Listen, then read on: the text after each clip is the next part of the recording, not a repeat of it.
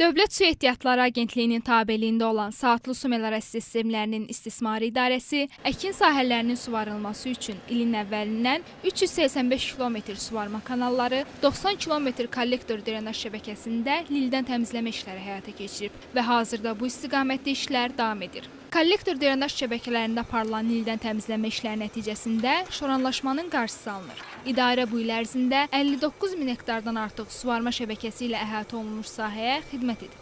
Kanallar üzərində 125 hidrotexniki qurğu, 12 mexaniki və elektrik avadanlıqları təmir edilib.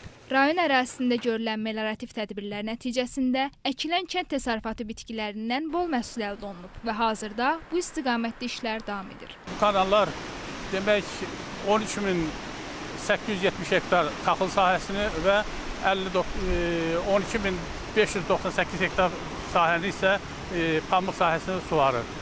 13.870 hektar taxıl sahəsini tam suvarıb, yüksək məhsuldarlıq əldə etmişik. 12.589 hektar pambıq sahəsini isə 12.131 hektarın araq vasitəsilə suvarıb çıxışını almışıq. 458 hektarlı isə səhv suvar etmişik.